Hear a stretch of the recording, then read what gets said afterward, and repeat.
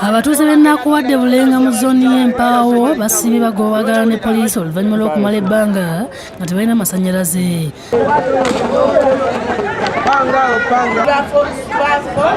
Bakisaayo tekiddamu nekikuba twalina kitwafu saluni nyikyusa ndekamu nnyaanya nkole.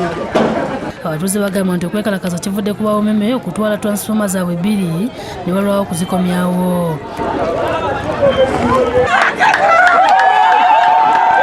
Bukedde TV1 weetuukidde mu kifo kino ng'abantu basudde ebipiira by'emmotoka, emiti n'okuma omuliro mu kkubo tebakkiriza wadde ekidduka kyonna okuyitawo nga n'abamu basazeewo okussaawo obutebe ne beebakaawo.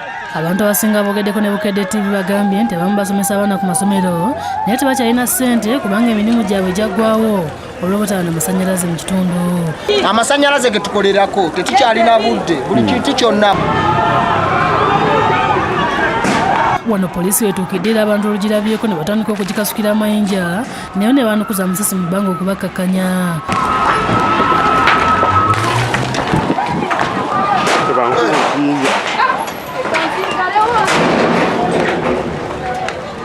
Wakati mu kavungano kano ejjinja likutte osi w'e Bulenga Hassan Musooba nga limukubye ku mutwe ng'ono agenze mu ddwaliro okujjanjabibwa era ng'alabiddwako nga bamusibyewo pulasita.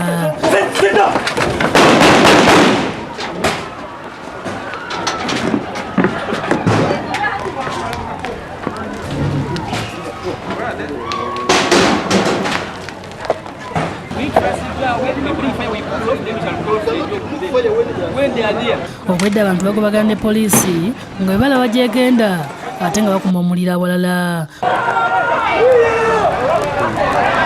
Kalakasa kwa mirembe twagala amasannyalaze. Oli kyakyo katwasoma bakizi batubbe bava wano. omuntu kyokulya tulale ayagala kyakunywera ebatagaza tuddamu ekwekalakasa enkya.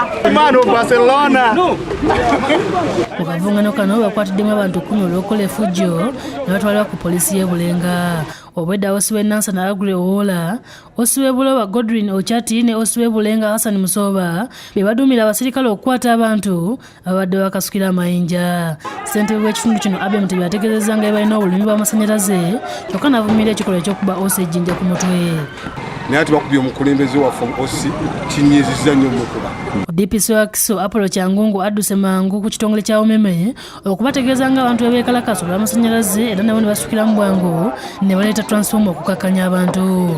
Abantu olabye nga Omeme bataddeyo transforma ku muti ne basanyuka ssaako n'okuzina nga bakuba ebidomola.